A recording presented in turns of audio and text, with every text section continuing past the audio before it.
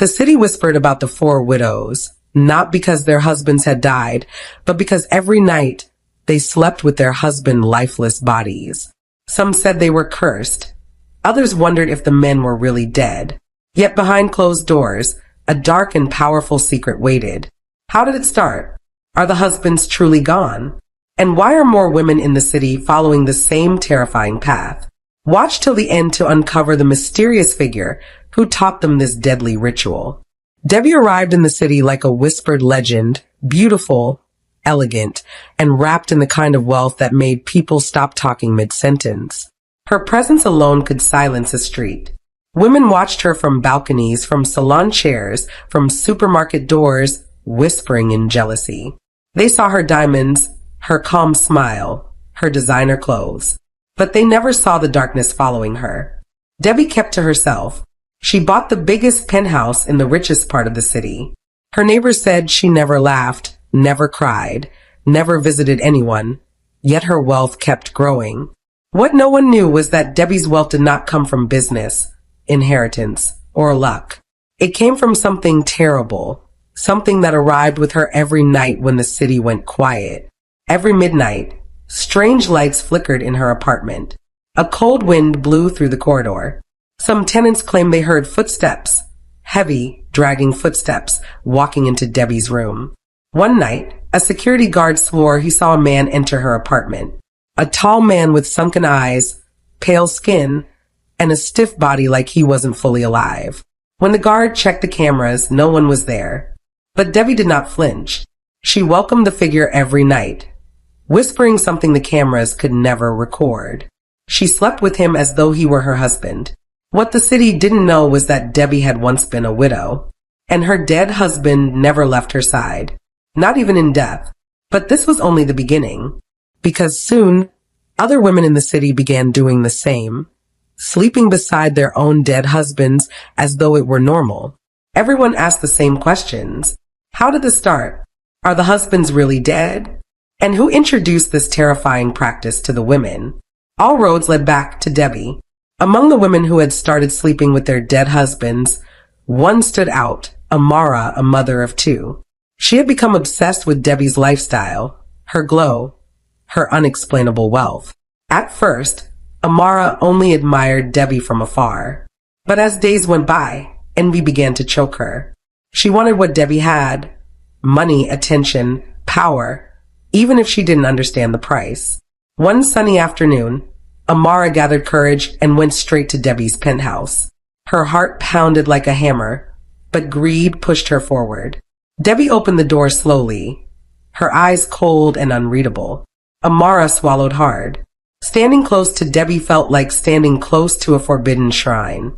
"Madam," Amara whispered, her voice shaking, "please show me the way. I also want to be rich like you." Debbie didn't answer immediately.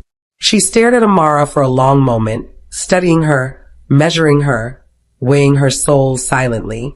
Then Debbie stepped aside and allowed Amara into the penthouse. The air inside was heavy and cold, like a place where spirits wandered freely. The room was filled with pictures of Debbie and her late husband, but each photo looked slightly wrong. His eyes followed you around the room. His smile never changed. "Are you sure you want this life?" Debbie finally asked, her voice low and sharp. "You want the money, the fame, the comfort, but can you sleep beside a corpse every night?" Amara nodded eagerly without thinking. That was her first mistake. Because once Debbie smiled, everything in her life began to change. Slowly, dangerously, and forever. Debbie leaned closer to Amara, her eyes glowing with a strange, cold confidence. "Are you sure you can do it?" she asked again, her voice quiet but razor sharp. Amara swallowed, then forced a smile. "Of course," she replied quickly. "I can do anything. I want to be rich like you." Debbie nodded slowly, as though she had been waiting for that exact answer. "Good," she whispered, "because your husband is the price." Amara froze. She had expected a sacrifice, but not this. My husband," she stammered. Debbie walked to a drawer and brought out a tiny glass bottle filled with gray powder that shimmered like ashes mixed with moonlight. "This," she said, "is your doorway to wealth." She placed the bottle in Amara's trembling hand. You will mix a small portion of this powder into your husband's food, just enough for him to eat it without knowing. When he eats it, Debbie continued, he will fall unconscious. His body will remain here, cold and numb. But his spirit will travel to the spirit world. There he will work. He will gather wealth, gold, and fortune. And every morning, you will wake up to money you never earned in this physical world. Debbie's voice deepened. But you must always lie with him every night while he's in that unconscious state. If you miss even one night, his spirit will never return. Amara nodded eagerly, gripping the powder bottle tightly. She was too blinded by greed to notice the faint, ghostly figure standing behind Debbie, watching her with lifeless eyes. Amara stared at the bottle again, the fear fading from her eyes. Is that all? She asked, almost impatiently. Debbie folded her arms across her chest. Yes, she said simply. That's all you need to become rich. At that moment, Amara's face twisted with bitterness.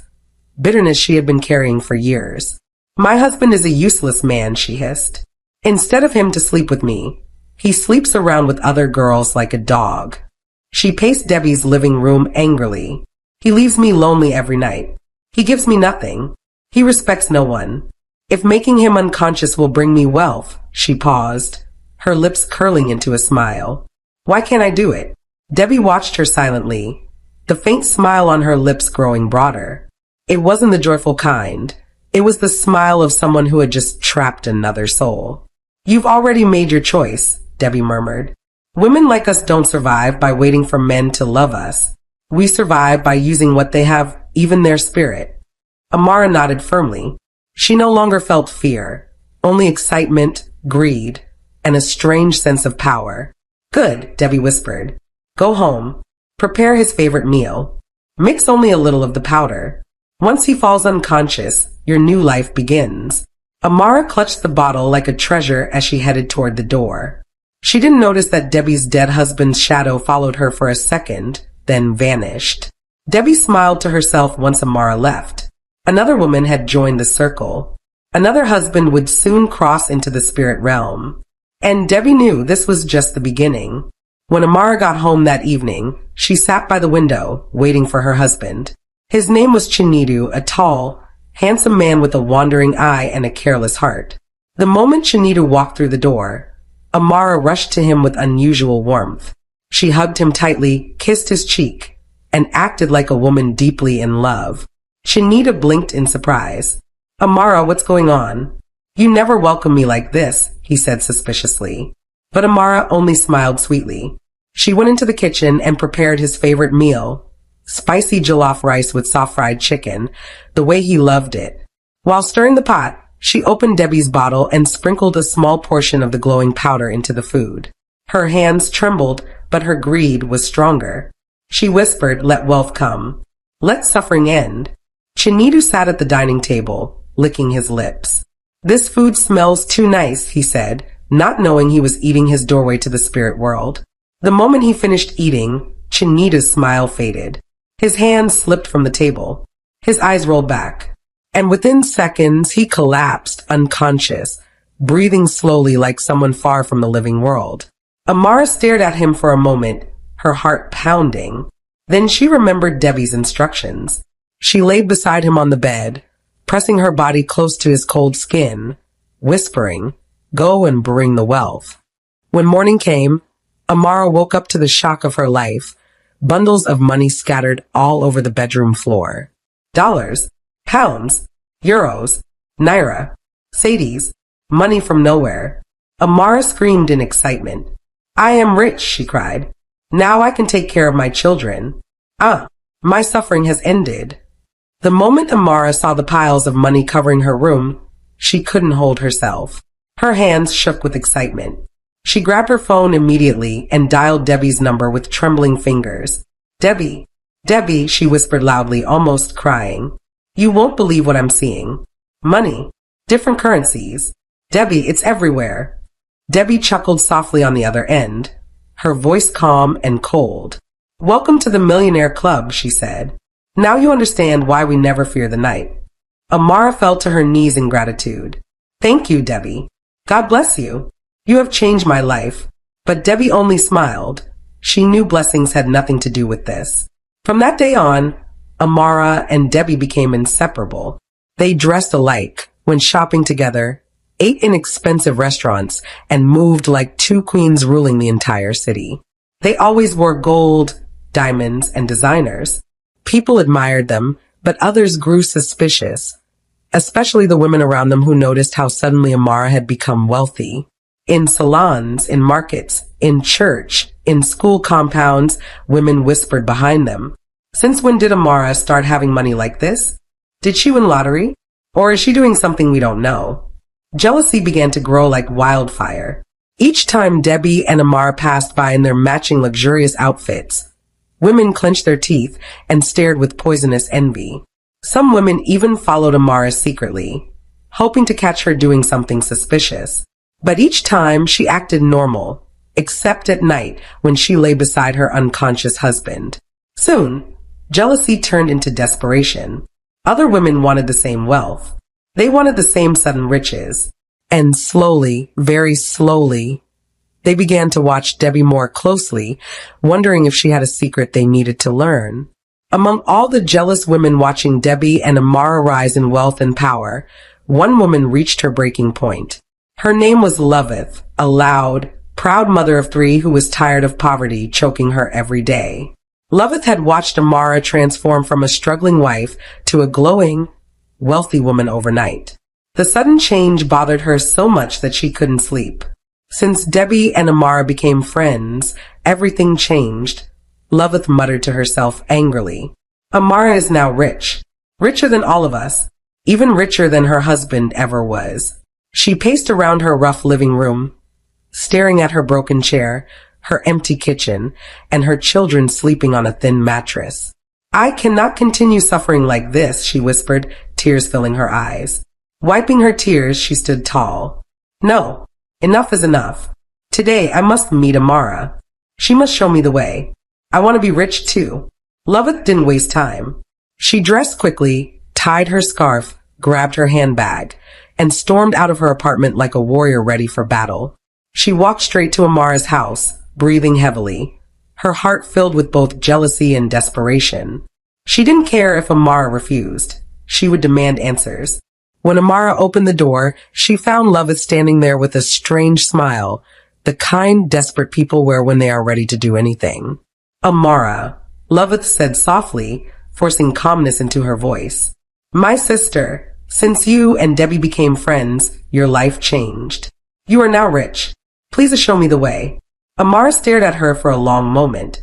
She could see the hunger for wealth in Loveth's eyes, the same hunger she once had. And slowly, Amara smiled. Amara looked at Loveth, her smile calm but mysterious. Can you keep a secret? She asked, her voice low. Loveth nodded eagerly, almost bouncing with excitement. Of course, I will keep it. I promise, she said, her voice trembling with anticipation. Amara folded her arms and leaned closer. I am not in the position to tell you what it takes, but I can take you to Debbie. She will tell you exactly what to do and how to do it. Loveth's eyes widened. Her heart raced with hope and greed. You mean she will teach me? Show me the way to become rich, she whispered, almost gasping. Amara nodded slowly, a sly smile curling her lips. Yes, but remember, this is not for the weak. Only those who can follow instructions completely survive and prosper. Loveth swallowed hard, excitement and fear warring inside her. Will you take me there now? She asked eagerly, almost bouncing on her feet. Of course, Amara said calmly. Get in the car. Fast. We have no time to waste. Loveth jumped into Amara's sleek black SUV, her hands gripping the seat in anticipation. She could hardly believe that her life might change tonight. Amara started the engine and drove out of the quiet street, weaving through traffic with the confidence of someone who controlled more than just wealth, someone who controlled life and death. As the city lights reflected off the windshield, Loveth's mind raced. She imagined all the money, the luxury, the freedom. She didn't know yet the price she would pay, but she was ready to learn from Debbie. Amara parked in front of Debbie's penthouse. Loveth's eyes widened at the tall, shining building, its glass windows reflecting the city lights like stars captured on Earth. As they entered the penthouse, the air grew cold and heavy. Loveth shivered, but excitement and greed pushed her forward. Amara led her silently to Debbie's living room. Debbie sat in her velvet armchair, her eyes sharp and calculating. The dim lights highlighted her perfect elegance, her beauty untouched by the city's chaos. Amara, Debbie said softly, you brought someone new. She didn't smile, but her presence was enough to make Loveth's heart race with anticipation. Loveth bowed her head slightly, trying to hide her nervousness. Yes, madam. I want to learn. I want to be rich like you, she whispered. Debbie leaned back in her chair, her fingers tapping lightly on the armrest. Can you follow instructions without question? Without hesitation? Without feeling pity for your husband? Loveth's hands clenched into fists. Yes, madam. I can do anything. I want this life. I want the money. I want the power, she said, her voice trembling but determined. Debbie stood slowly and walked toward a small, dark cabinet. She opened it to reveal a tiny glass bottle filled with shimmering gray powder, the same powder she had given Amara. This, Debbie said, handing the bottle to Loveth, is the key. You will mix a small portion into your husband's food. Once he eats it, he will fall unconscious, and every night you lie beside him while his spirit travels to bring wealth into your hands. Loveth held the bottle like a treasure, her eyes wide with greed and wonder. I understand, madam, she whispered. I will do exactly as you say. I will not fail. Debbie leaned close to Loveth, her eyes cold and piercing. Listen carefully, she warned. Nobody must ever see where your husband lies every night. Not your children, not your neighbors, not your friends. Loveth nodded, her heart pounding with both fear and excitement. I understand, madam, she whispered. I won't let anyone know. Debbie's voice grew firmer. And you must always lie beside your husband every night. Without fail. That means you cannot travel. You cannot leave him alone at home. Do you understand? Loveth's excitement wavered for a moment. Even if I am tired? Even if I am sick? She asked, her voice small. Every night, Debbie repeated, her tone final. Miss one night and the wealth stops. The spirit will never return. You will lose everything. Loveth swallowed hard, gripping the shimmering bottle in her hands. I understand, madam. I will obey. That night, Loveth prepared her husband Teo's favorite meal. She mixed the powder into it carefully, her hands trembling with anticipation. Teo ate the food without suspicion. Within minutes, he collapsed, unconscious on the floor. Loveth guided him gently to the bedroom and lay beside him, just as Debbie had instructed. When morning came, Loveth awoke to find bundles of currency scattered across the room. Dollars, pounds, euros, and naira. Her heart leapt with joy. I am rich. Just like Debbie and Amara, she exclaimed. From that day, Loveth joined the secret circle. Every night she lay beside Teo while his spirit brought wealth. Wordlessly, the city began to whisper about the mysterious millionaire women. Debbie, Amara, and now Loveth. Their power, their riches, and their secret dark ritual only grew, as other desperate women watched and wondered who would join the circle next. Debbie had always been generous with her money, quietly helping people in the city who needed financial support. She paid for her children's tuition, sponsored school events, and even assisted struggling teachers. One of the teachers, Mrs. Adiz, was a school teacher who taught Debbie's youngest child. She had often benefited from Debbie's generosity, stationery, books, even extra money for her family, but she had grown tired of being helped. One afternoon, after receiving yet another gift from Debbie, Mrs. Adiz finally spoke boldly. Madam, she said, shaking her head, stop giving me fish. Teach me how to catch fish. Debbie's eyes flickered with amusement, mixed with curiosity. You want more than just help, she asked. Yes, Mrs. Adiz replied firmly. I want to understand wealth. I want to be independent. I don't want to keep asking others for money. Debbie studied her closely, noting the determination in her eyes. She had seen the same hunger in Amara, in Loveth, the same hunger that allowed women to embrace the dark path. You are bold, Debbie said finally. Most people are not ready to take what it takes. Do you understand what I am about to teach you? The price you must pay. Mrs. Adiz nodded without hesitation. Yes, madam. I am ready. I will do anything. I want to learn your ways. Debbie's lips curved into a slow smile. Very well. Since you are bold enough to ask, I will teach you. But you must understand the path is not easy. And it is not without a price. Debbie reached into her drawer and pulled out another shimmering bottle of gray powder, identical to the one she had given Amara and now loveth. This, she said, holding it in front of Mrs. Adiz, is your key to wealth. But your husband will be the price. Mrs. Adiz's hands trembled slightly as she took the bottle. My husband the price? She asked quietly. Debbie nodded. Yes, like the others, your husband will be your doorway to wealth. Every night, you will lie beside him while his spirit travels to bring fortune. Miss one night and you will lose everything. Mrs. Adiz swallowed hard but didn't flinch. I understand. I can do this. I will obey every rule, she said firmly, her voice full of determination. Debbie's smile grew wider, but there was no warmth in it. Good. Tonight, prepare his favorite meal. Mix only a small portion of this powder. Once he eats it, he will fall unconscious. Do exactly as I say. That evening, Mrs. Adiz returned home and waited for her husband, Obinna, to arrive. Her heart pounded as she rehearsed Debbie's instructions in her mind. When Obinna walked through the door, she greeted him warmly, kissed him, and guided him to the dining table where his favorite dish was ready, a plate of fufu, okra soup, and fried chicken. With a trembling hand, she added a small portion of Debbie's powder to the food. Her stomach twisted with nervous anticipation, but she reminded herself, wealth required sacrifice. Obinna ate without suspicion, humming a tune as he enjoyed the food. Within moments, he slumped in his chair, unconscious, his body heavy and still. Mrs. Adiz followed Debbie's instructions carefully. She lay beside Obinna that night, whispering softly, guiding his spirit in silence, feeling both fear and power mingle in her chest. The next morning, she awoke to find bundles of currency scattered across her bedroom floor. Naira, dollars, pounds. Her eyes widened in shock and excitement. So this is how it feels to be rich, she whispered, tears of joy streaming down her face. Word of Amara, loveth, and now Mrs. Adiz's sudden wealth began to spread quietly through the city. People whispered about their overnight transformations, their luxurious lifestyles, and their mysterious success. Other women grew jealous, watching the trio flaunt designer clothes, expensive cars, and lavish homes. They could not understand how these women had risen so quickly, and suspicion brewed like a storm. Some women speculated they had won the lottery.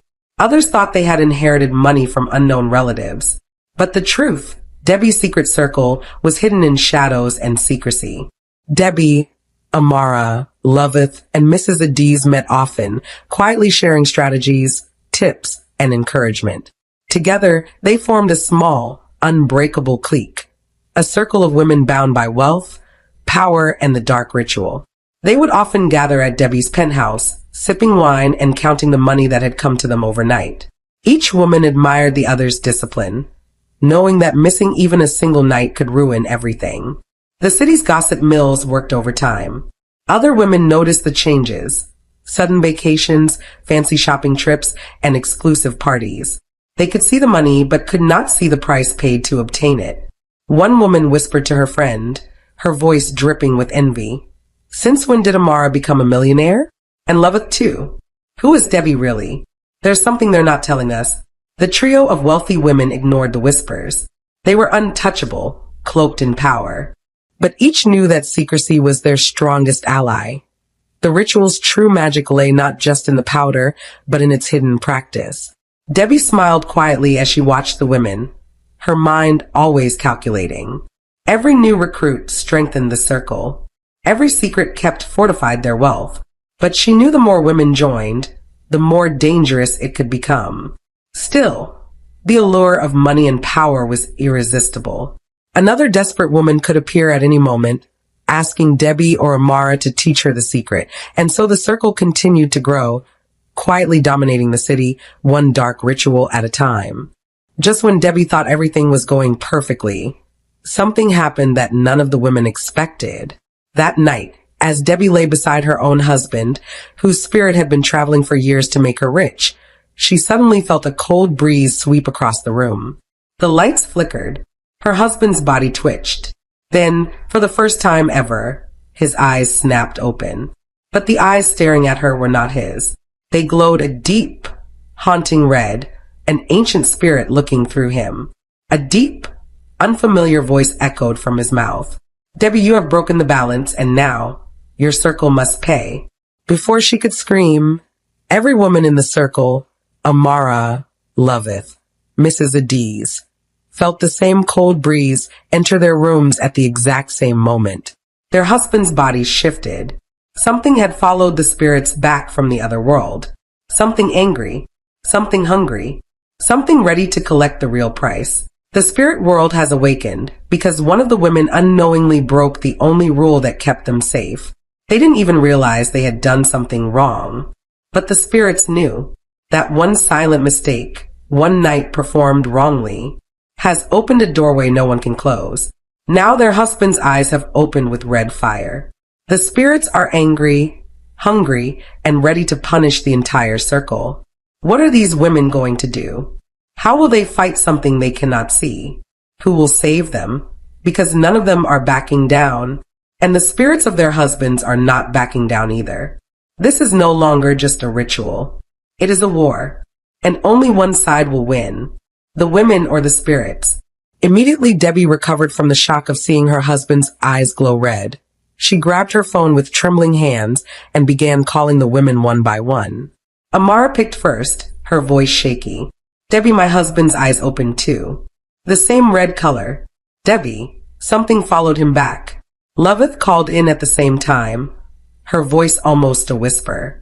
Debbie, he is breathing like something else is inside him. I can't sleep. I can't move. Mrs. Adiz spoke last, crying. Debbie, the same thing happened here. Obina's eyes opened. He spoke in a strange voice. Debbie, what is happening to us? Now all their voices merged into panic. They all said the same thing.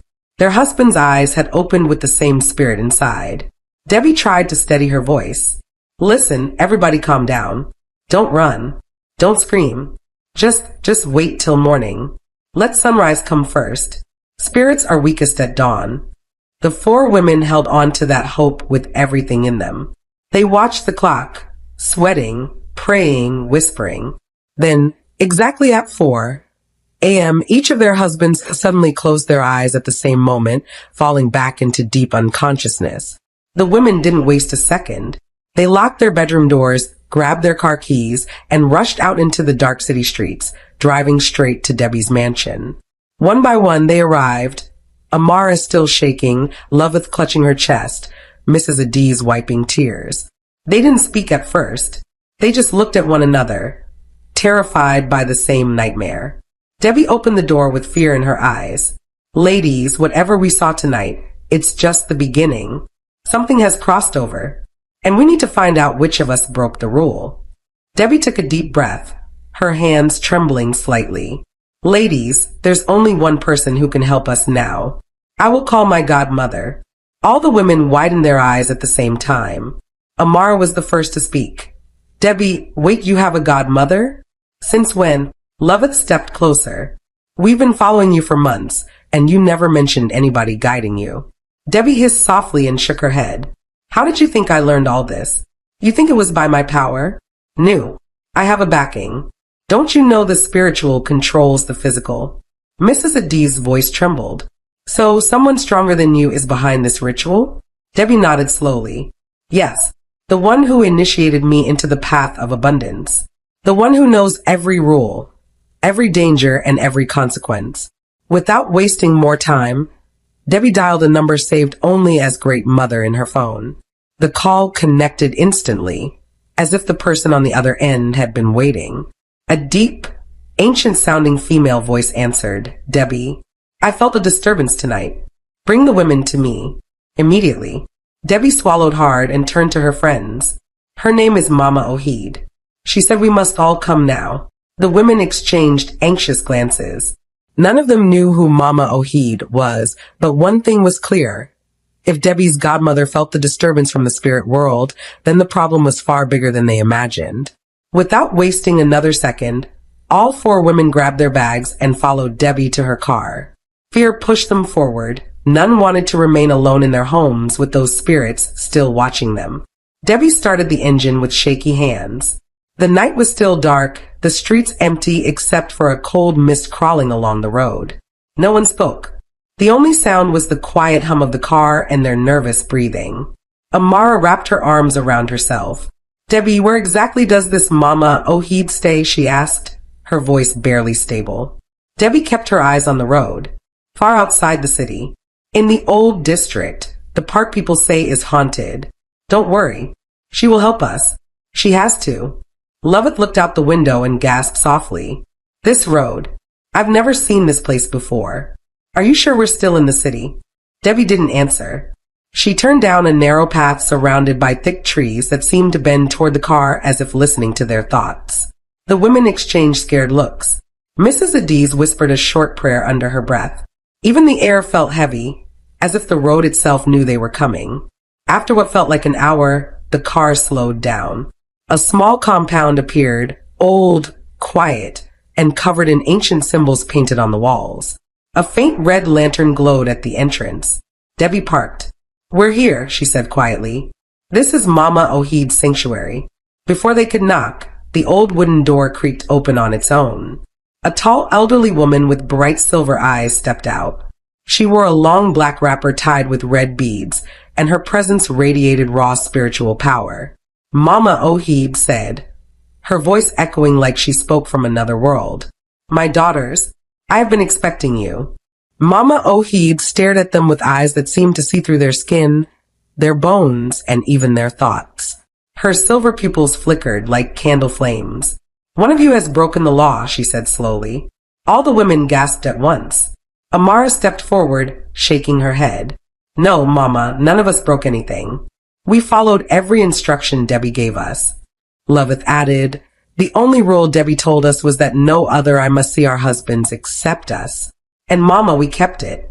We all kept it." Mrs. Adiz nodded. "Yes, Mama Ohid. We never allowed anyone near them. We locked the doors. We stayed beside them every night. Nobody saw them, we swear." But Mama Ohid raised her hand sharply, silencing them instantly. "If the law had been kept," she said in a deep, unsettling tone, "the spirits would not have awakened in their bodies. They only cross the boundary when the circle is corrupted."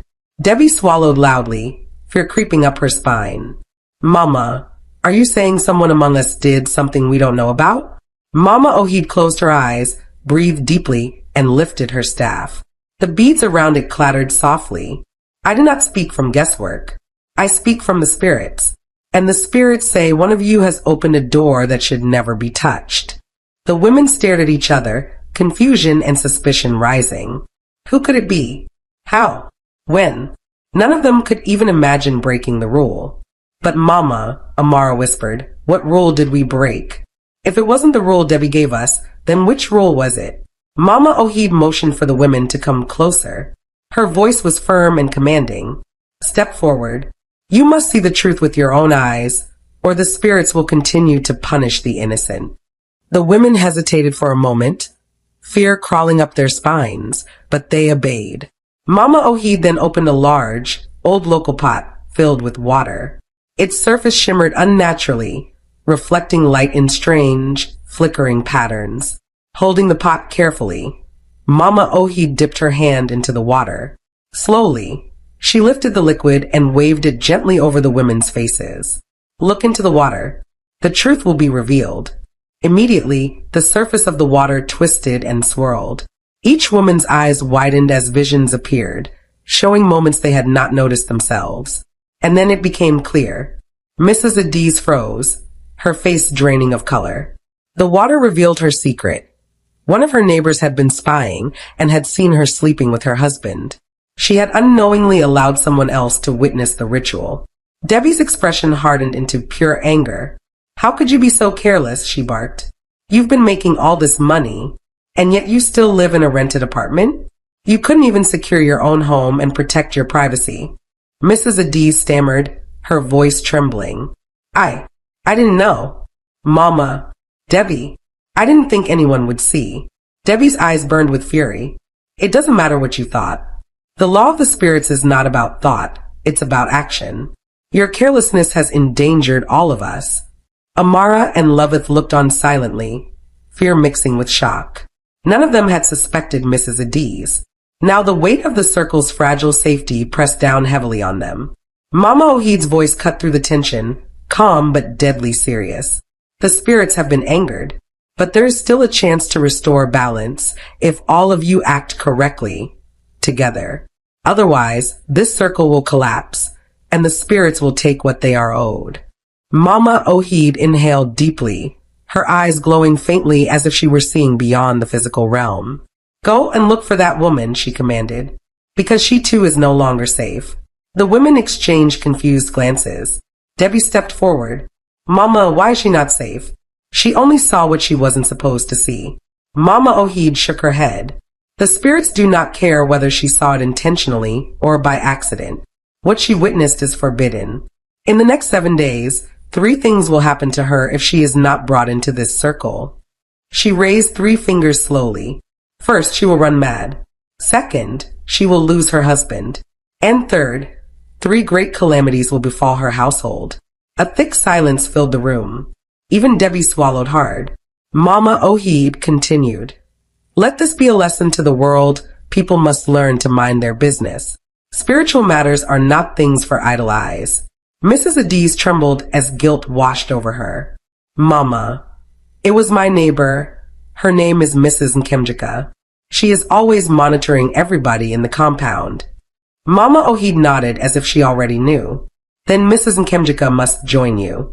Everything you women have been doing to your husbands, she too must do the same to hers. That is the only way to save her life. Debbie sighed deeply. Then we don't have time to waste. Mrs. Nkemjika must be found immediately before the 7 days begin.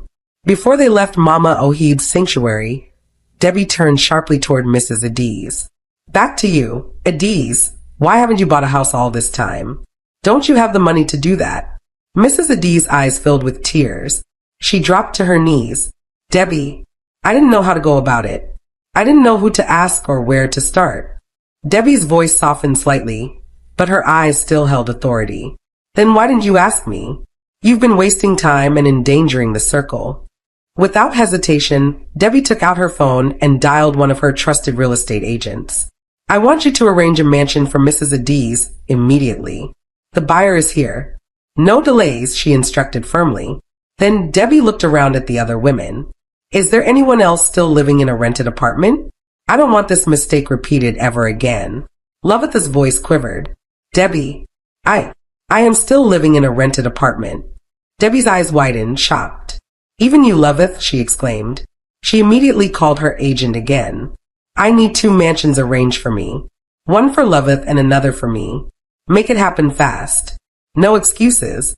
The women exchanged amazed looks. Debbie was not just powerful in the spiritual sense. She was also ruthless and precise in ensuring their safety and the stability of their circle. Mrs. Adiz and Loveth nodded silently, humbled and grateful. They understood now that Debbie's guidance went beyond rituals. It was about discipline, foresight, and protecting the circle from future mistakes. After making the arrangements with her agent, the women drove back to Debbie's mansion. The tension from the earlier events lingered in the car, but now there was a sense of relief knowing their new homes were already in motion. As soon as they arrived, Mrs. Adiz turned to Debbie nervously. Debbie, how do I move my husband safely? I don't want to make another mistake. Debbie gave a reassuring smile. Don't worry. We will move him in the middle of the night. I will dress him up properly and place him in your new mansion myself. Leave everything to me. Mrs. Adiz breathed a sigh of relief. She realized now that Debbie's guidance extended beyond just rituals. She took care of the practical details as well, ensuring the safety of the circle. The night came, and Debbie personally oversaw the transfer of both Adiz and Loveth's husbands to their new mansions. Every detail was perfect. The husbands were dressed, beds prepared, and the rooms arranged exactly as Debbie instructed. By the next day, both Mrs. Adiz and Loveth had officially moved into their new mansions. For the first time in their lives, they felt secure, wealthy, and part of a powerful circle where every mistake could be corrected. Debbie, Adiz, and Loveth now stayed in the same compound, close enough to monitor each other and the circle's safety, yet each with her own private mansion. The arrangement ensured that no rules would be broken again. The women sat together in Debbie's mansion that evening, discussing the next steps. Mama Ohid's warning about the 7-day danger still hung in the air. They knew that finding Mrs. Nkemjika and bringing her into the circle was the next critical task. The next morning, Adiz dressed in a long flowing gown and drove straight to Nkemjika's house. She wasn't angry, she was afraid. Mama Ohid's warning echoed in her mind. In 7 days she will run mad, lose her husband, and calamity will strike her household. When she arrived, Nkemjika was sitting outside her door, looking restless, her eyes swollen like someone who hadn't slept well. As soon as she saw Adiz approaching, she stood up nervously, her hands shaking. Adiz, I didn't mean to, I wasn't spying, Nkemjika stuttered, already trembling with guilt and fear. Adiz raised her hand gently. I didn't come here to fight you. But listen carefully. I know you saw me. Everything. Nkemjika's eyes widened. Adiz continued. But if you value your life, you must do exactly what you saw me doing with my husband. Nkemjika staggered backward. Do the same with my own husband, she whispered, her voice cracking like a dry leaf. Yes, Adiz said firmly. If you don't, in the next 7 days, you will run mad. Your husband will die, and something terrible will fall on your household. This is not a threat. It is a warning from the spirit world. A cold wind blew between them as Nkemjika covered her mouth and burst into quiet tears. Adiz, I've been having dreams, she confessed. For the past 3 nights, I keep seeing myself running mad on the street with people chasing me. Adiz's heart dropped. That meant the curse had already started chasing her. Then you don't have time, she said urgently. You must join us. Debbie and Mama Ohid are waiting. If you follow the instructions, you will survive. But if you delay, the dreams will become your reality. Nkemjika nodded slowly, her lips trembling. I don't want to die. I don't want to go mad. Please take me to them. I'm ready to do anything. Adiz held her hand, guiding her toward the car. Good. Because once you enter this circle, there is no going back. Adiz guided Nkemjika to the car. The woman was trembling violently, her hands clutching the seat, as if holding on for her life. Every turn on the road made her flinch, as if the shadows themselves were chasing her. Loveth and Debbie were waiting in the mansion when they saw them arrive. Nkemjika stepped out of the car slowly, eyes wide and pale as death, her body shaking like a leaf in the wind. Debbie's gaze pierced through Nkemjika immediately. So this is the nosy neighbor who couldn't mind her business, she said, her voice cold but controlled. Nkemjika's lips quivered. Please, I didn't know. I didn't mean to, she stammered, almost collapsing. Adiz caught her by the arm and steadied her. Amara stepped forward, trying to soothe her. It's okay, Nkemjika. Debbie and Mama Ohid will guide you. Just follow the instructions. You'll survive if you obey. Nkemjika nodded slowly, swallowing hard. The mansion suddenly felt cold and heavy, as if the air itself was aware of the curse lingering over her. She realized that she had no choice but to trust these women. Her life depended on it. Debbie's eyes softened slightly but remained sharp. You will do exactly as we do. Anything less, and the 7 days will claim you. Understand? Nkemjika's voice was barely a whisper.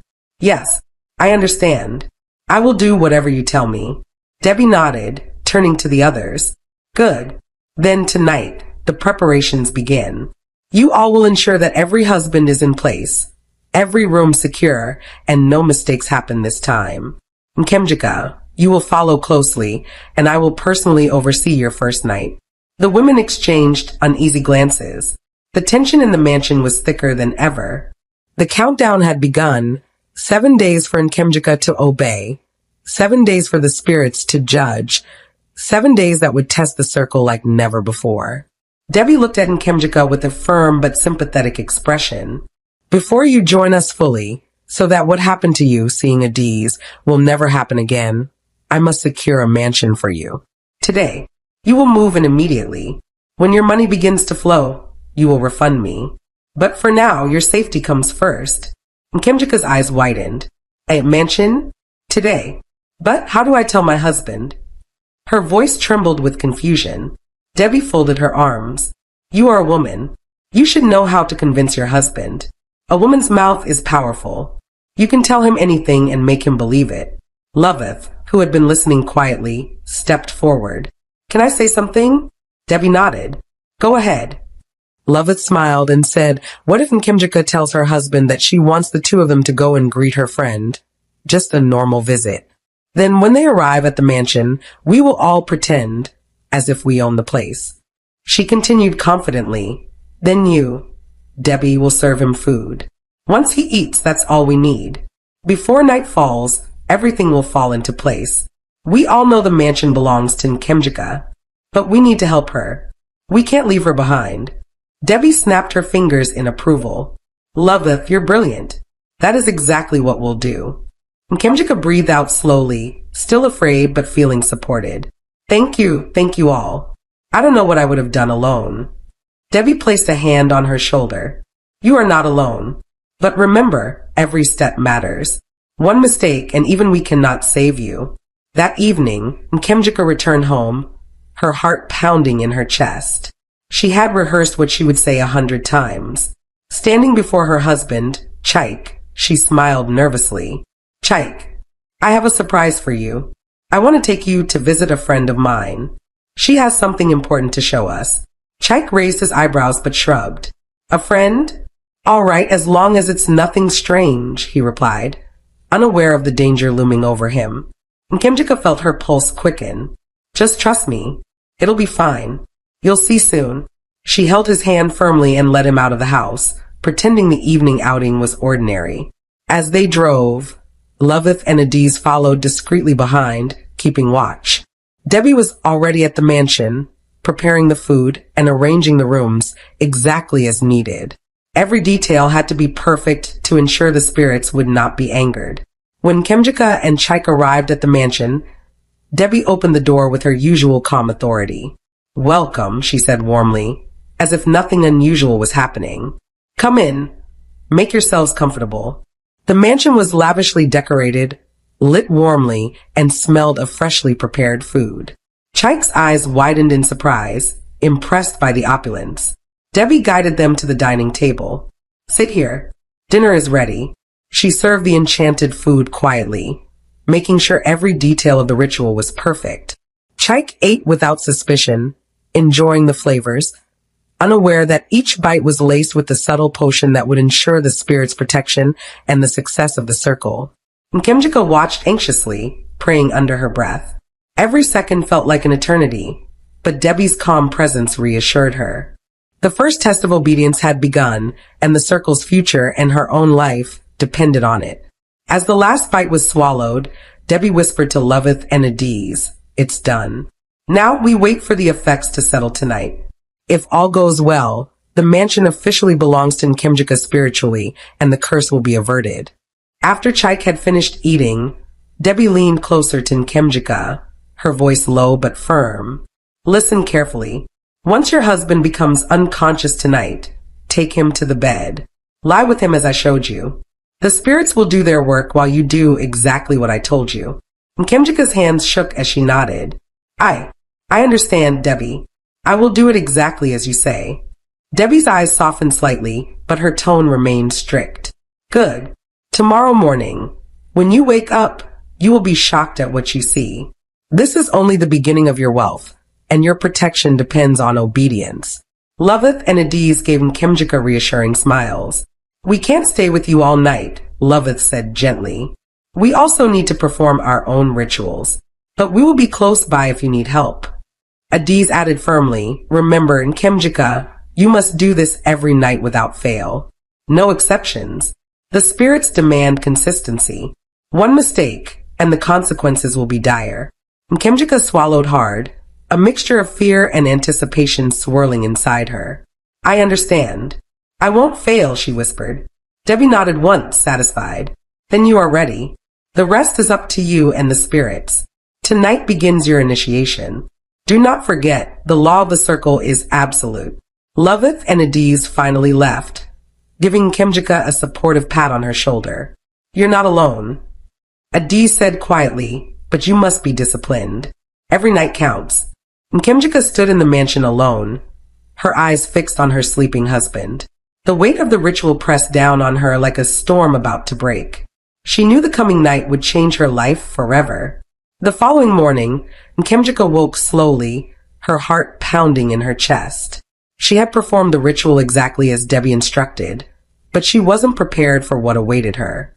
As she walked toward the bed where her husband lay, her eyes caught something unusual on the floor beside him, a neatly folded suit filled with different currencies of money she had never seen before. Her jaw dropped. "Oh my God," she whispered, her voice shaking. She stepped closer, inspecting the bills more carefully. Her disbelief turned into sheer excitement. Unable to contain herself, Nkemjika grabbed her phone and called Debbie immediately. Debbie, you won't believe what I see. Look at this money. Where did it come from?" Debbie's calm, amused voice came through the line. "Welcome to the club, Nkemjika," she said with a small chuckle. "This is only the beginning. But remember, never forget the rules. Every night you must lie with your husband. Consistency is everything. One night of carelessness and everything could vanish." Nkemjika stared at the phone, her hands trembling as she looked at the money again. Excitement mixed with fear. She now understood Debbie's words were not just advice. They were law, and the spirits were watching. A sense of power and responsibility surged through her. "I will obey every single night," she whispered to herself, her eyes scanning the money, imagining the wealth that was now hers, if only she followed the rules. Debbie's voice was calm but commanding over the phone. "Nkemjika, please transfer back my money. This is just the rule of the circle. Everything I advance must be returned once your wealth starts flowing." Nkemjika nodded immediately, already aware of the discipline the circle demanded. "Yes, Debbie, I will transfer it back. I understand completely." Debbie then picked up her phone again and dialed the other three women, Amara, Adiz, and Loveth. "I'm having a meeting with all of you at my mansion," she said. "We are celebrating our new member, Nkemjika. Make sure to be here by 4 p.m. sharp." The women quickly confirmed, their excitement barely contained. Each of them had witnessed how carefully Debbie managed the circle, and now they were eager to welcome the newest member properly. By 4 p.m., Nkemjika arrived at Debbie's mansion, her nerves mingling with curiosity. The mansion was already decorated elegantly, signaling that this was no ordinary meeting. Golden lights shimmered across the walls, and a soft aroma of delicacies filled the air. Amara, Adiz, and Loveth greeted her warmly at the entrance, offering reassuring smiles. "Welcome, Kemjika," Amara said. "You are officially part of our circle now. Tonight, your life changes forever." Debbie stood at the center of the living room, her presence commanding yet celebratory. "Today," she announced, "we welcome Kemjika into the club. From this moment on, she is one of us. But remember, the rules are absolute. You must obey, or the spirits will not forgive." Nkemjika bowed her head respectfully. "I understand, Debbie. I will obey every single rule." The women shared a quiet smile, knowing that the circle was now stronger than ever. Together, they would ensure that no mistake would break the balance of their world, and that the spirits would remain satisfied.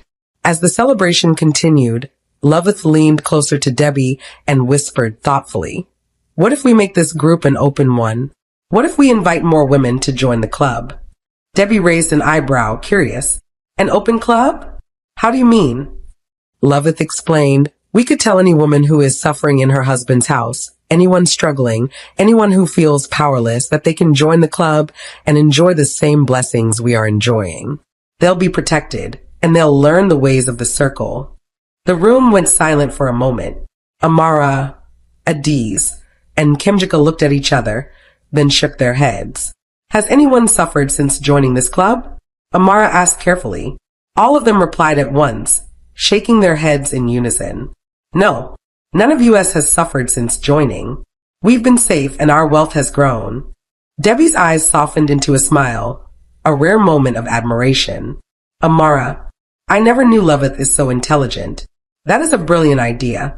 She stood up, her voice now firm and commanding. We will expand our community. We will bring more women into the club. But remember, every new member must follow the rules exactly. No mistakes. We cannot allow the spirits to be angered. Loveth nodded, excitement gleaming in her eyes. We can help so many women, show them a life they never imagined. They'll be safe, rich, and protected, just like us. Debbie clapped her hands once. Then it's decided.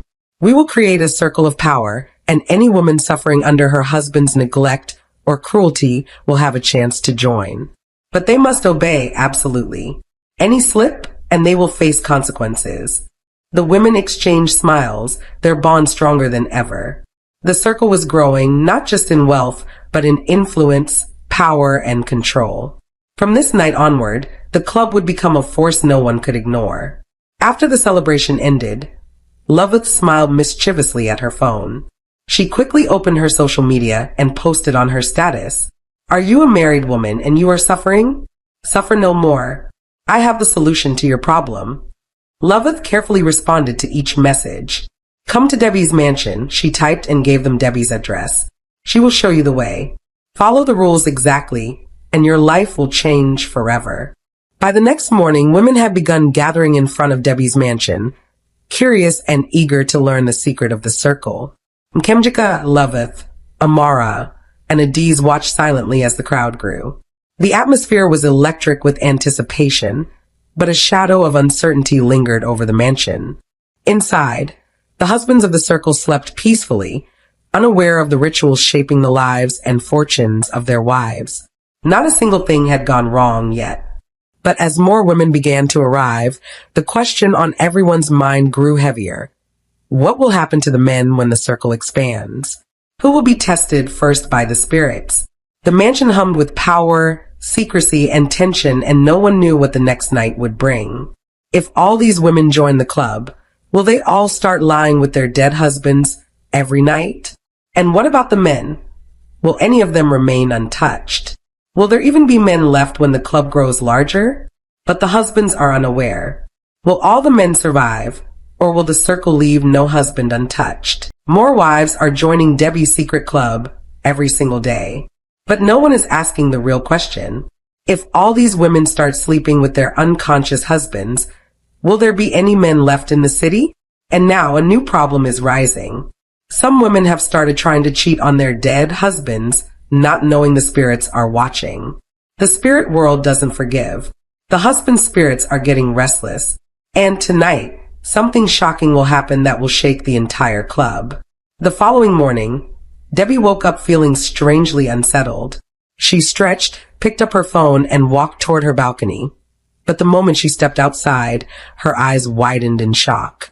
In front of her penthouse gate, a massive crowd of women stood, some dressed plainly, some in corporate wear, some with babies tied to their backs.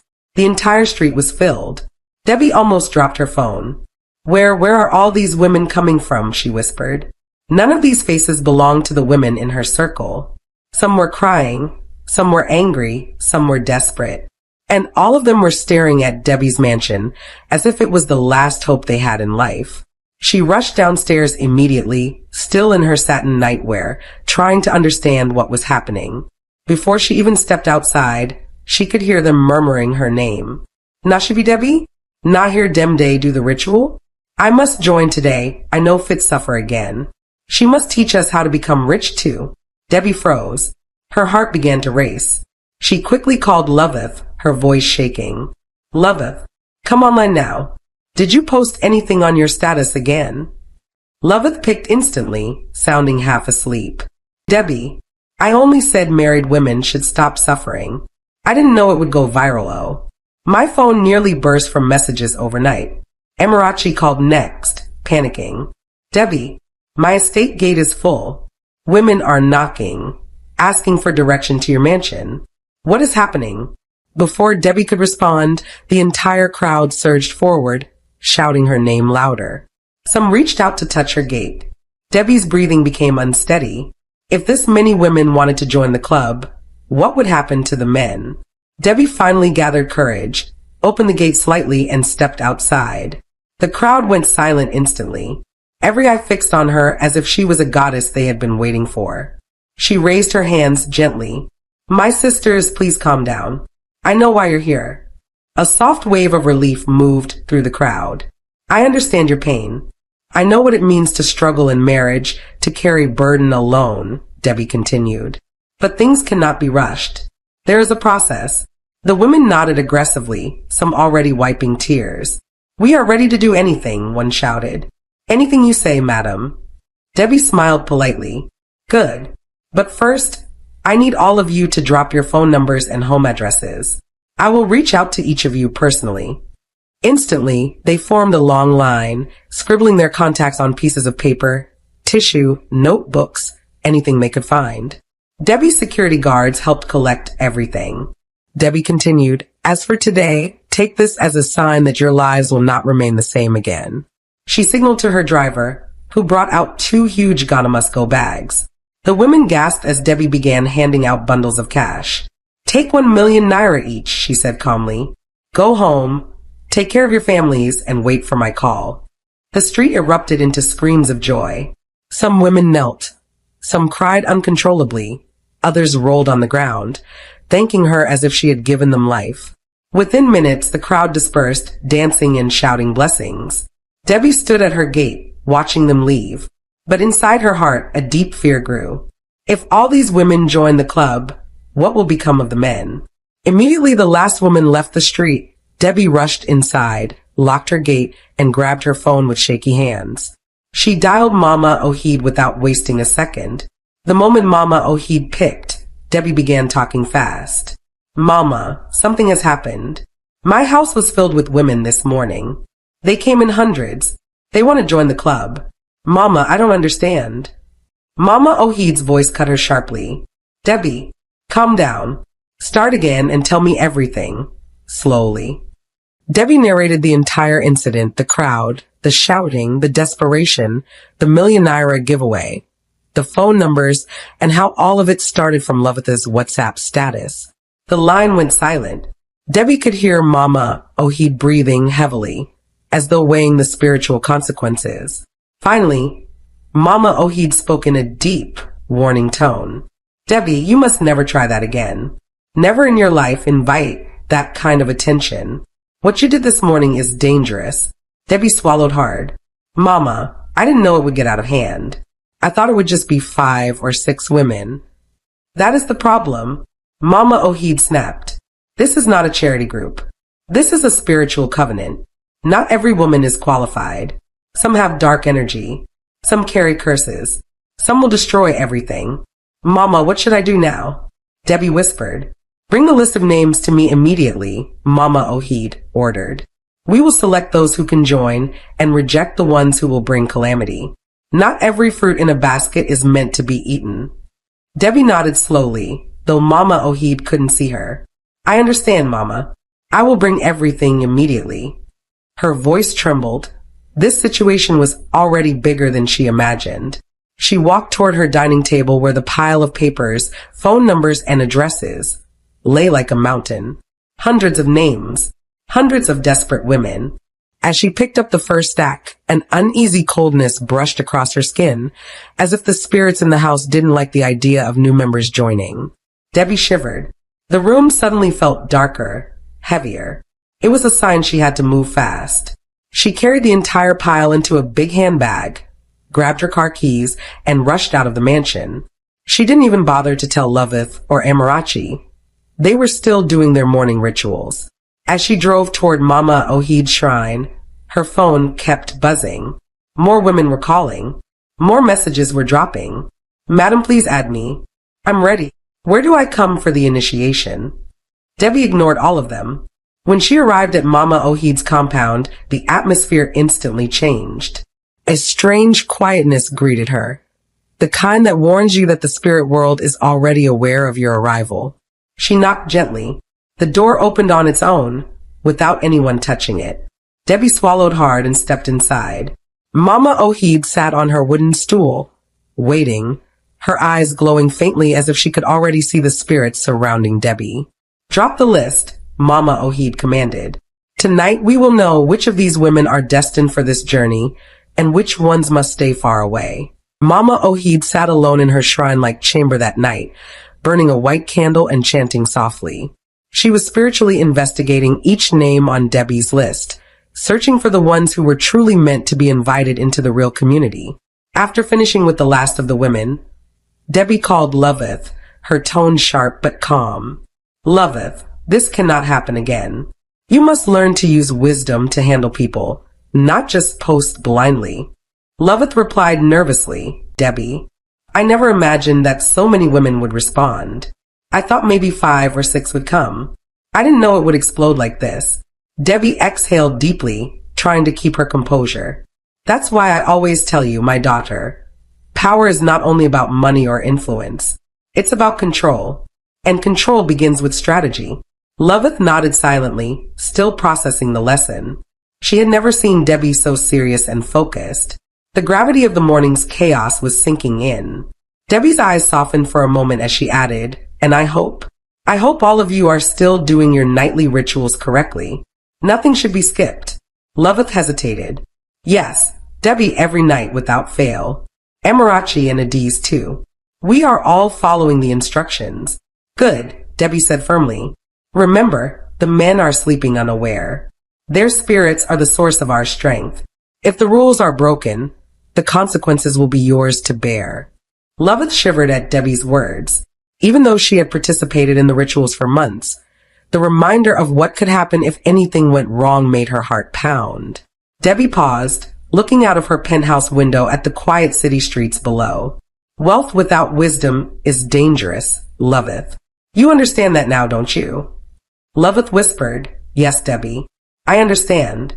I won't let it happen again. I promise. Debbie hung up the call, her mind already racing ahead. She knew this was only the beginning. With more women now aware of the club, the stakes were about to rise, and the fate of the men hung in the balance. Later that evening, Mama Ohid finally called Debbie. Her voice was slow and heavy, the way it always sounded when she had finished a spiritual reading. My daughter, I have checked them. Only 10 of those women are worthy to join this community. Debbie immediately straightened. Give me their names, Mama. Mama Ohid read them out one by one. Kayamaka Okri, Rose Uday, Adesawa Omorji, Kikolo Mosani, Halima Abdul Karim, Ruth Agbanda, Sarah Adebayo, Nena Morty, Mojisala Adeyemi, Tonya Briggs.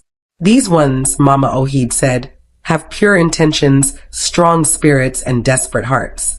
They can survive the truth. Debbie wrote every name carefully, her gold pen gliding across the page. Thank you, Mama. I will handle them. Immediately after the call ended, Debbie contacted each of the 10 women. Her message was simple but commanding. You have been selected. Come to my mansion tomorrow by 7 p.m. Wear white. Do not come with anyone. Do not tell anyone. By midnight, she had also called Loveth, Amarachi, Adiz, Theoma, the original 5 members. All of you must be present, Debbie warned. Tomorrow is important. A new circle is opening. Even Loveth's voice trembled. Debbie, should we prepare anything? Debbie answered, just yourselves. And make sure your spirits are clean. The next day, as the sun began to set, the 10 selected women arrived one after the other, all dressed in white, all silent, all nervous. The old members stood behind Debbie in a straight line, dressed in deeper shades of white, almost ivory, showing their seniority. Debbie faced the new women with a calm but powerful expression. You are here because you said you are tired of suffering, she began. But freedom is not free.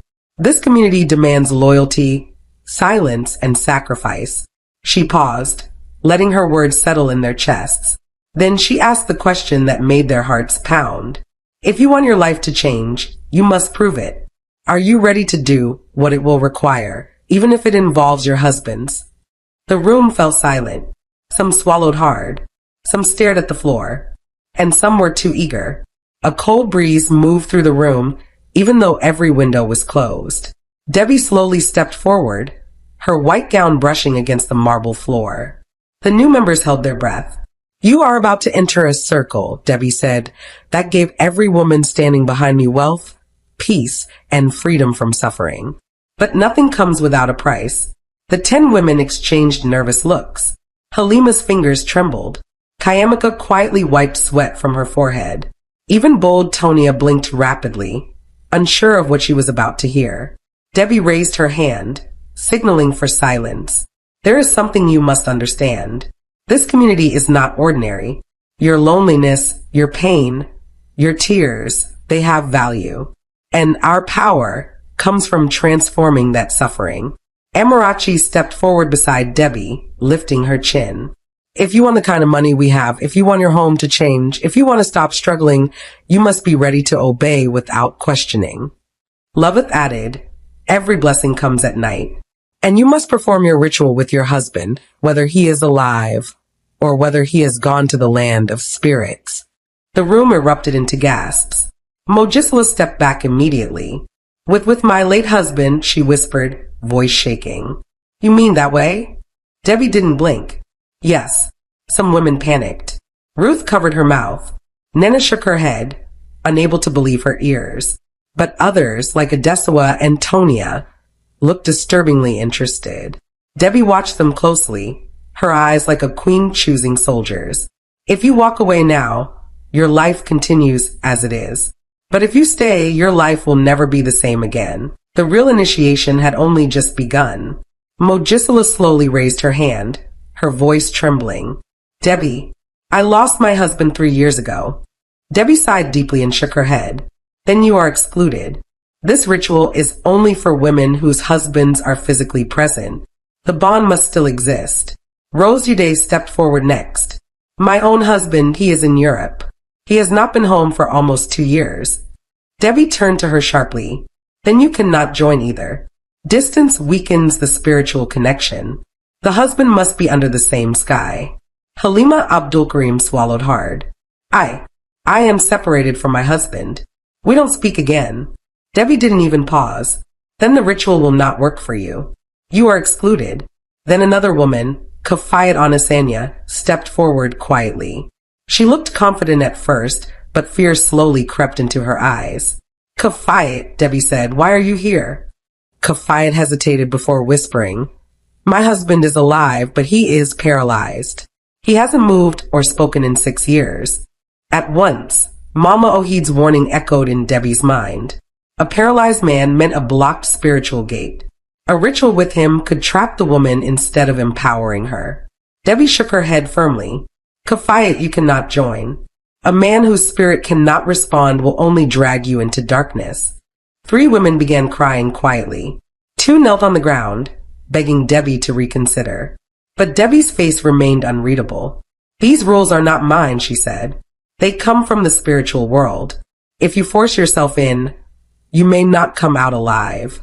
She turned to the remaining women, the ones whose husbands met the requirements. Only 6 of you are eligible, Debbie announced. The atmosphere changed instantly.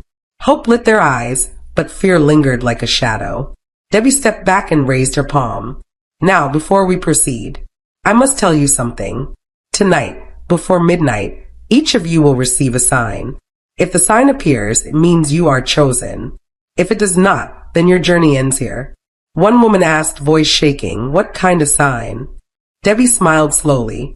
You will know. The spiritual world does not knock quietly. The 4 women who were disqualified, Mogisla, Rose, Halima, and Kafayat, left the mansion quietly. Their shoulders dropped, their eyes swollen with disappointment.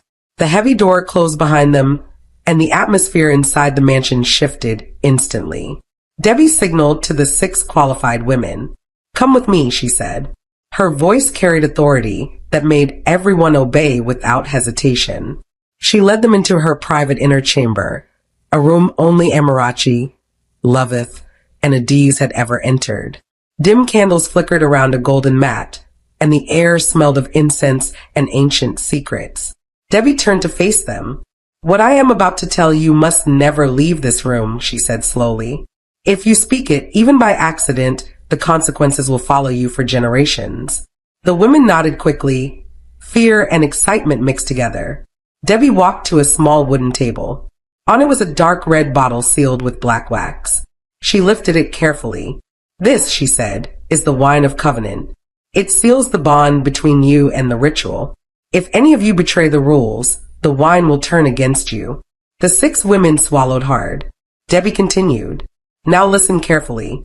Every night, before your husband sleeps, you must please him.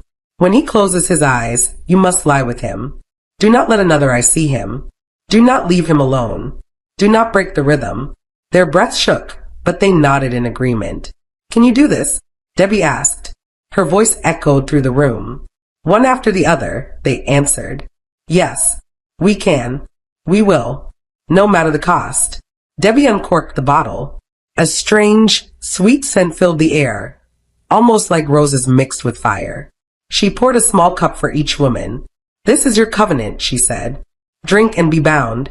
One by one, they lifted the cups and drank. Some shivered. Some gasped. Some felt heat run through their entire body. The bond was sealed. Debbie smiled faintly. "The covenant is made. Now, before we begin the full ritual, there is one last task." The women leaned forward, listening. Debbie said, "Tonight go home. Sleep with your husbands. Enjoy them. Make them yours completely. This is the foundation. By tomorrow, I will tell you the next step." The 6 women exchanged nervous glances. Some smiled. Some blushed. Some trembled. But all of them agreed. When the 6 women got home that night, every single one of them remembered Debbie's instruction. They looked at their husbands differently, almost as if this was the last normal night they would ever experience. So they did exactly as they were told. One by one, in different parts of the city, they prepared their husbands' favorite meals, dressed beautifully, and welcomed their men into their arms. They made love to their husbands with a passion and intensity they hadn't shown in years. Some husbands were surprised. Some were excited. Some were confused. But none of them complained. To the women, it was more than pleasure. It was preparation. A silent goodbye to the life they once knew. A final tie to the physical world before crossing into Debbie's ritual circle. When their husbands finally drifted into sleep, innocent, peaceful, unaware, the women lay beside them, listening to their breathing, knowing very soon everything would change. The following morning, before the sun fully rose, the 6 women gathered again at Debbie's penthouse. Their faces glowed with excitement, fear, and a strange new confidence. They stood before Debbie like students reporting to their headmistress. Debbie sat on her cream-colored throne-like chair, crossed her legs elegantly, and asked, "Did you all do as I instructed?" One by one, they nodded eagerly. "Yes, Debbie, we did. We slept with our husbands, just like you said. The night was different." Debbie smiled. "Good. Very good. You have taken the first step. Now, you must prepare for the real journey." She picked up her phone immediately and dialed her house agent. "Hello, Colonel," she said with authority. "I need 6 new houses. Today. Preferably in the same estate. Money is not an issue." Her voice carried the force of someone who never heard the word no. Within 1 hour, the agent arrived at Debbie's mansion with the documents and keys to 6 brand new luxury houses. The women gasped when they saw the portfolios. Each house stood like a palace. Debbie handed each woman a document and a key. "You need your own houses for this ritual," she said. "You cannot do it in a rented apartment. Your husband must sleep in a controlled environment. Privacy is the first law." Some of the women's hands trembled as they held the keys. "Debbie, we don't have money for this yet," one of them whispered. Debbie waved her hand elegantly. "Don't worry. When you start making money, you will refund me. The community must grow, and I will not allow any careless mistake to destroy us again."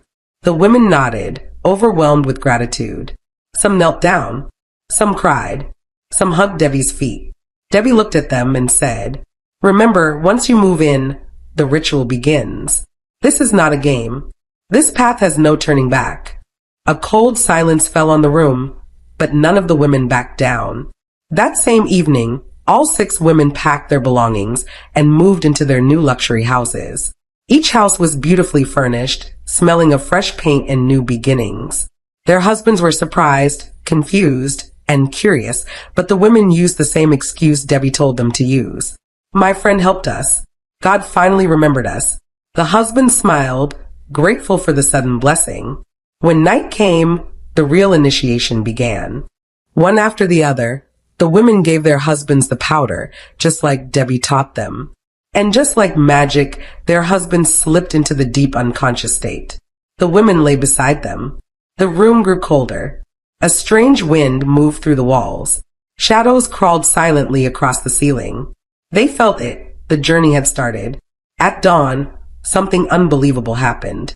Money began appearing in their wardrobes, under their beds, inside their handbags, bundles of different currencies. Some screamed in excitement. Some fainted from shock. Some rolled on the floor crying tears of joy. They all rushed to Debbie's mansion around 9 a.m., dancing, shouting, and showing her the wads of cash. Debbie smiled proudly, like a queen who just crowned 6 new princesses. "This is just the beginning," she said.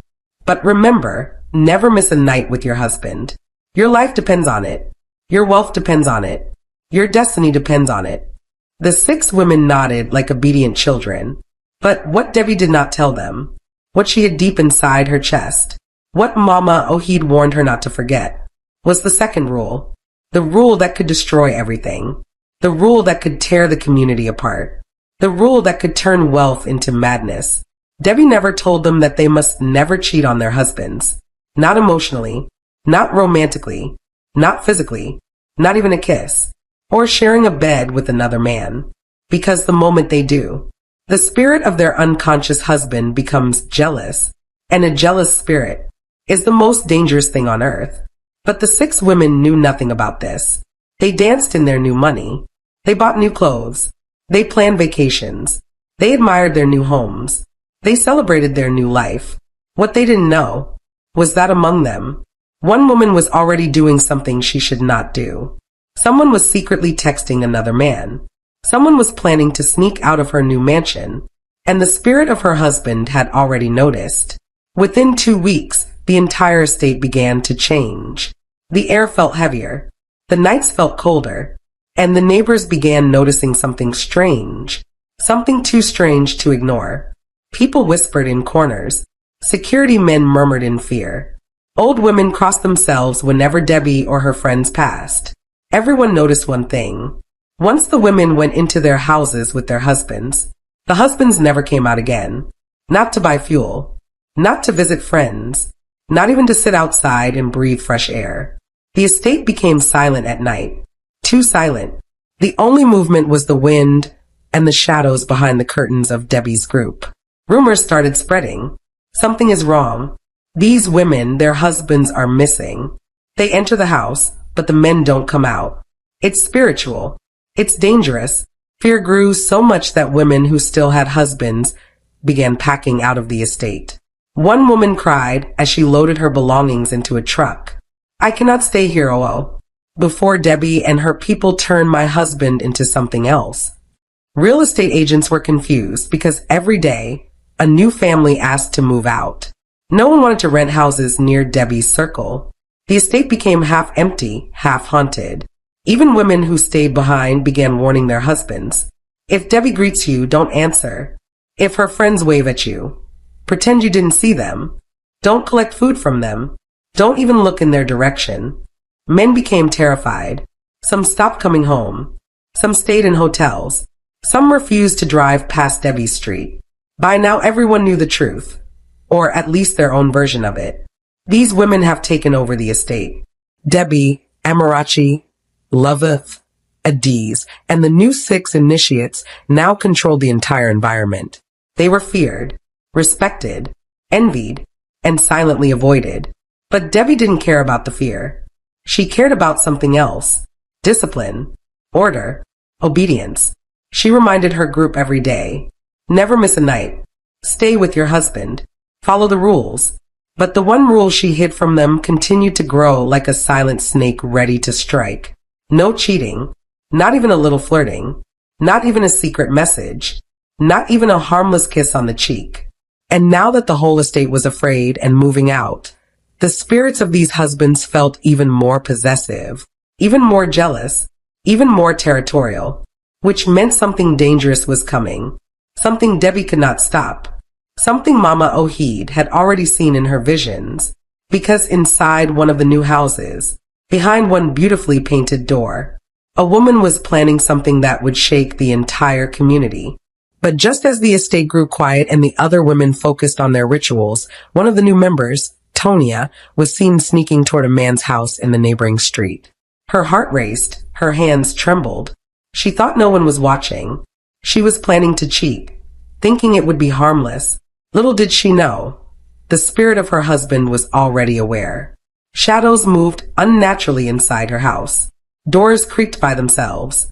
The air grew icy as she approached the neighbor. And just at that moment, a strange whisper echoed behind her. "You are breaking the rules." Tonia froze. The estate fell silent again, but everyone watching knew. Tonight, something terrible is about to happen. That night, everything changed. One of the 11 women, Tonia, broke the sacred covenant, and her scream tore through the estate like something had dragged her soul out of her body. When the others rushed into her house, what they saw was nothing human. And in that same moment, Debbie received a warning from Mama Ohid. If one woman breaks the covenant, all 11 will face the spirits. The covenant has been broken. The ancient powers behind Debbie's wealth are now awake, angry and demanding a price. Is this the end of Debbie and her friend's empire?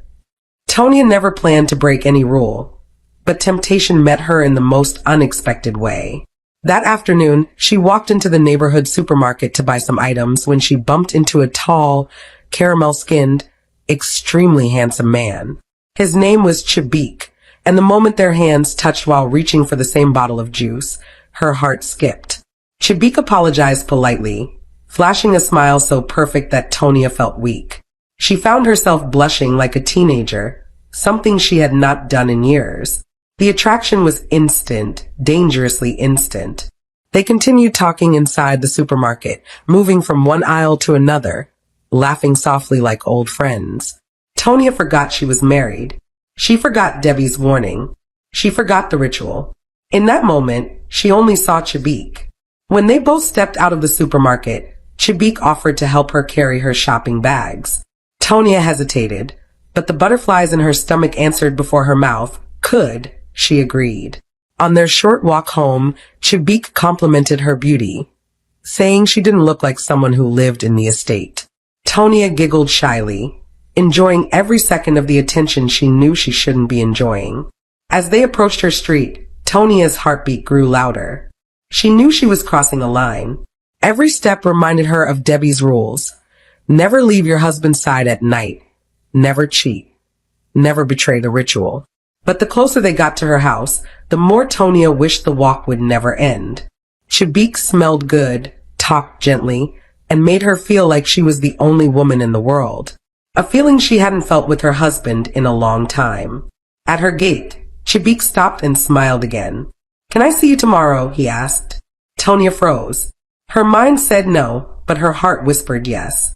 Before she could respond, her phone vibrated. It was a message from Debbie. "Tonia, hope you are at home with your husband. Tonight is important." Fear gripped her instantly.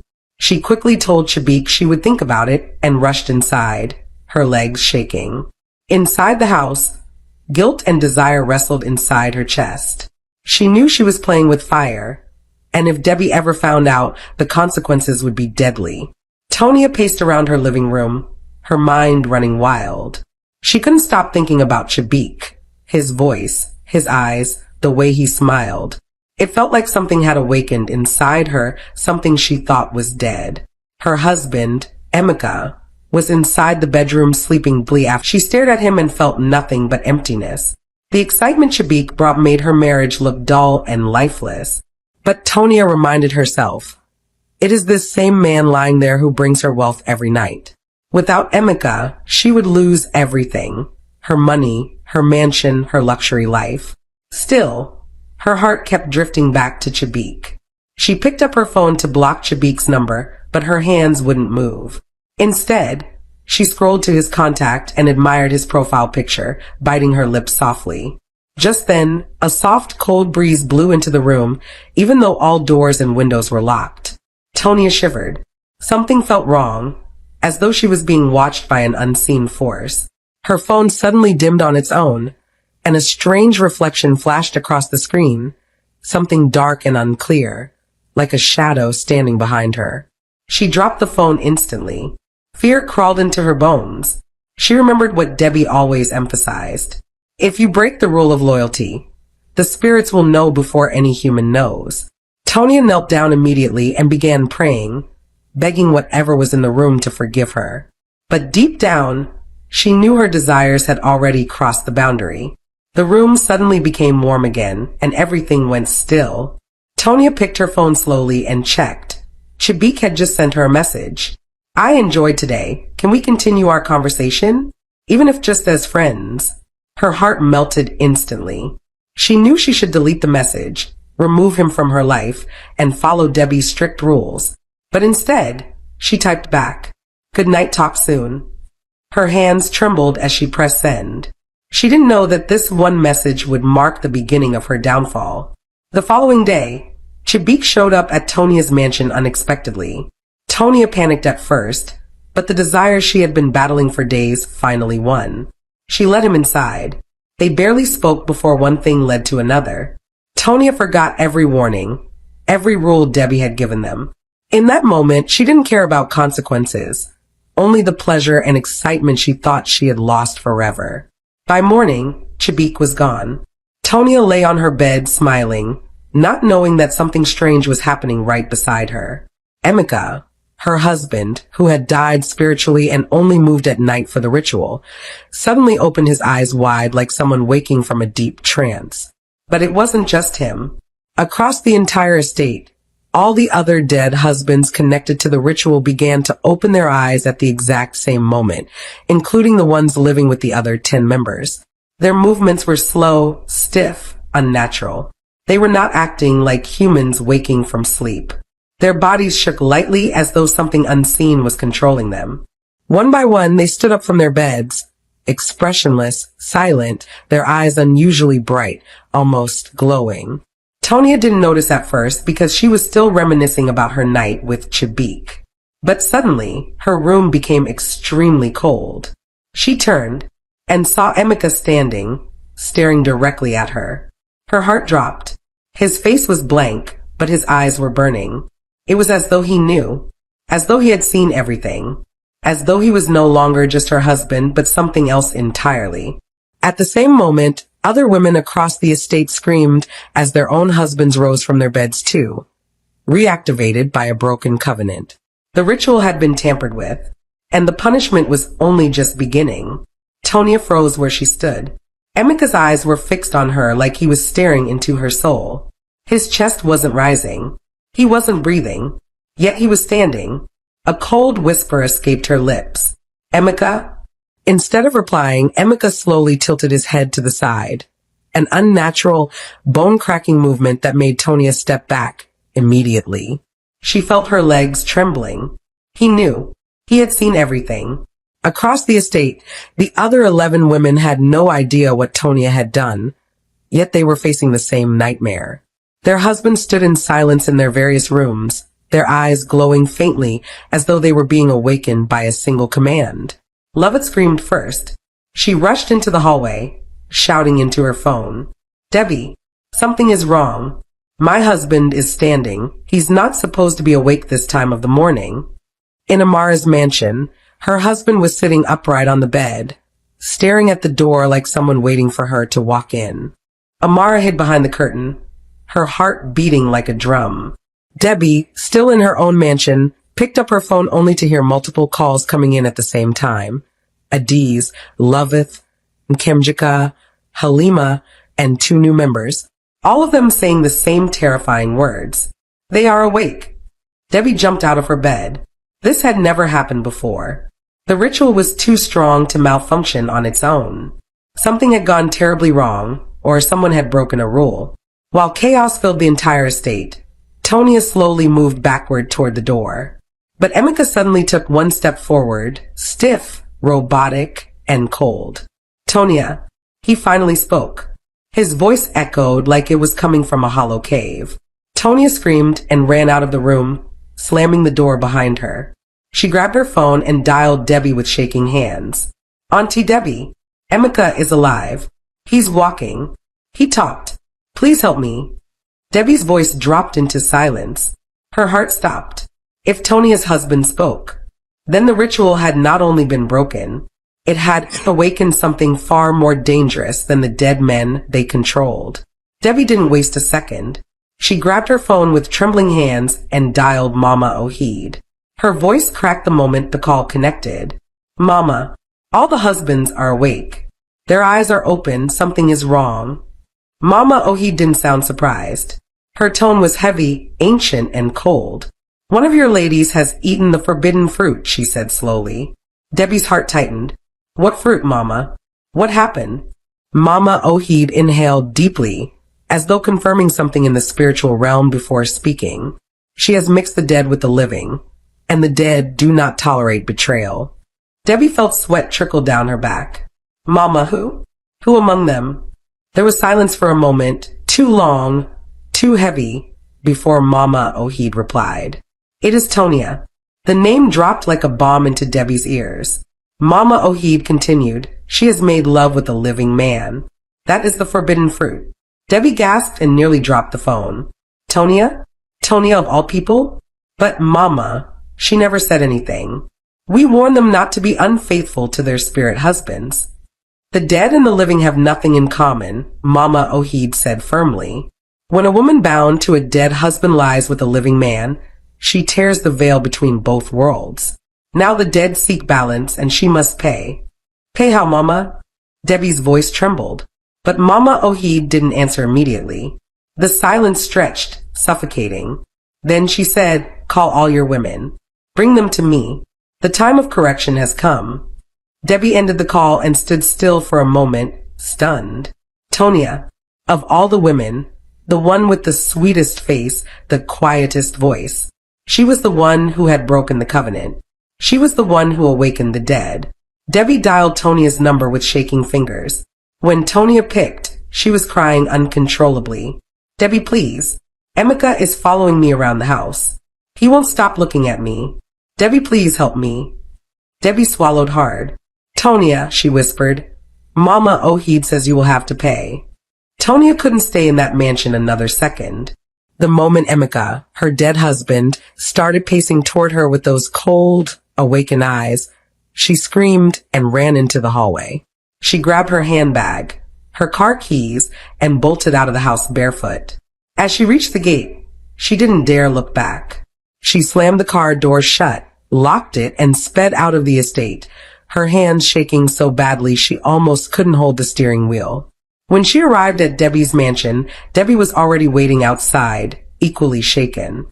Tonia, what have you done? But Tonia didn't even answer. She simply fell into Debbie's arms, trembling. Debbie, please. I didn't mean to. I don't know what came over me. Emeka's eyes were open, Debbie. He was following me. Debbie pulled her inside quickly. There's no time. Mama Ohid wants to see us immediately. They jumped into Debbie's SUV and sped off. The road felt longer than ever. Tonia sat in the back seat, crying into her palms, while Debbie's mind raced like a storm. The sun was already setting, casting long shadows across the road. Tonia kept looking behind them, terrified she would see her husband running after the car. Debbie, what if he follows me here? What if he knows where we're going? Debbie didn't answer. She increased the speed, passing the familiar bend that led to Mama Ohid's shrine. We must get there before anything worse happens, she muttered. Finally, they arrived. The compound looked darker than usual, as if the spirits themselves were holding their breath. Mama Ohid stood outside, her wrapper tied tightly, her face unreadable. The moment Tonia stepped down from the car, Mama Ohid raised her staff. You should not have come alone, she said. Tonia froze. Alone? Debbie is with me. Mama Ohid nodded slowly. I know, but another has followed you, and he is already here. Tonia's heart stopped. Debbie turned sharply. Who, Mama? Who followed her? Mama Ohid pointed toward the darkness behind them. And then they heard it. A heavy, dragging footstep. Tonia collapsed to her knees the moment Mama Ohid spoke. Mama, please don't say that. Shabik didn't know. He didn't know I had a dead husband. Her voice cracked as she wept uncontrollably. Mama Ohid did not blink. Whether he knew or not, the law of the spirit world remains the same. The living must not lie with the wife of the dead. Chibik has crossed a boundary no living man should ever cross. Debbie stepped forward, shaken. Mama, please, there must be something we can do. The boy is innocent. He just met her. We can plead on his behalf. But Mama Ohid raised her staff sharply, silencing her. Innocent. Mama Ohid scoffed.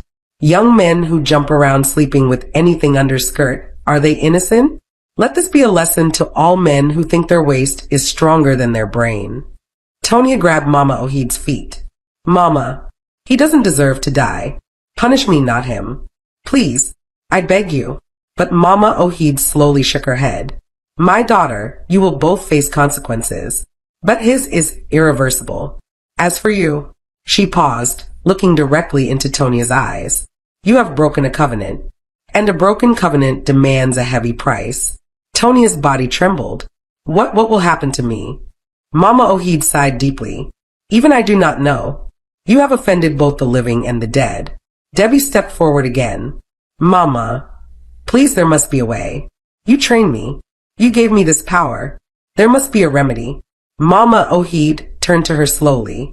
Debbie, she said quietly, there are some doors, even you cannot close. You open this path. Yes, but this kind of violation. She shook her head. There is nothing I can do for her. Tonia screamed, her voice tearing through the entire compound. No, Mama, please. I'll do anything. But Mama Ohid stepped back. The spirits have already decided. And Chibik, his days are now counted. Meanwhile, back at the estate, the atmosphere had turned eerie. All the dead husbands of the 11 women had woken up, their eyes glowing faintly. Bodies stiff yet moving with purpose. They walked silently from room to room, as if searching for someone or something. The women inside their mansions panicked. Screams filled the air as they all ran outside into the estate grounds, gasping and trembling. They didn't know whether to flee or hide, but one thing was clear. They were terrified of the husbands they had once controlled. Loveth was the first to shout, her voice cracking. Where is Debbie? She should be here. She'll know what to do. The other women nodded frantically, eyes darting around as the shadows of the dead husbands stretched across the estate walls. Within minutes, Debbie's sleek black SUV arrived at the estate. The women rushed toward it, hoping for guidance, for protection, for a solution to the chaos that had erupted. Debbie stepped out, her face pale, eyes darting quickly over the estate. And then, as if on cue, her own dead husband emerged from the house. His expression was unreadable, but the glow in his eyes told her everything she didn't want to hear. Debbie froze in her tracks. Her mind raced. This was the one rule she had never broken. Her loyalty to her husband. Yet now, seeing him like this, something inside her shifted. She knew instinctively that if she stayed exposed, even she might not escape the consequences. She turned quickly and locked herself in one of her mansion rooms, slamming the heavy door behind her. The sound of pounding footsteps and distant groans of the other awakened husbands echoed outside. Loveth, desperate and terrified, didn't hesitate. She forced the door open with all her strength, shouting Debbie's name. Debbie, open the door. We need you, please. But when the door finally gave way, the room was empty. Debbie had vanished. There was no trace of her. Only the faint echo of the footsteps of husbands moving silently in the estate. The women gasped, panic taking full control. Where could Debbie have gone? Was she hiding? Or had she disappeared completely? And just then, a chilling whisper floated through the air. No one escapes the law of the dead. The dead husbands stood in silence for a moment, their glowing eyes scanning the estate and then settling on their wives. They whispered to one another in low, eerie tones, as if trying to understand how they had been pulled from the spirit world and awakened in their own homes. All the women fell to their knees on the cold ground, hands pressed together, faces pale with fear. They bowed their heads, realizing for the first time the full weight of the powers they had abused. One of the women, Amara, shook with tears streaming down her face. Please forgive us. We did not mean for any of this to happen. Loveth added, her voice trembling. We were following Debbie. We didn't know the full consequences. Please don't hurt us. The husbands didn't respond immediately. They moved slowly among the women, their eyes piercing, judging, and searching for a trace of sincerity in their faces. Finally, Tonia spoke up, tears flowing uncontrollably. We brought this on ourselves, but it's not entirely our fault. If you had been better husbands, if you had loved us, respected us, maybe none of this would have happened. The other women nodded in agreement, their voices shaking but unified. Yes, if you had cared for us, we wouldn't have been tempted. We wouldn't have done what we did. For a moment, silence hung heavy in the air. The husbands' glowing eyes seemed to flicker, as if processing the words of their wives. Were they angry, confused, or something more? Loveth swallowed hard and continued, We are not monsters. We only wanted what we were missing in our lives. We only wanted to be seen, to be cared for. The dead husbands moved closer, circling the women. Their voices rose in unison, chilling yet calm. You have broken the laws, yet we hear your words. You have confessed, but do you understand the consequences of your actions? The women fell deeper to their knees, faces wet with tears, voices trembling but growing stronger as they spoke.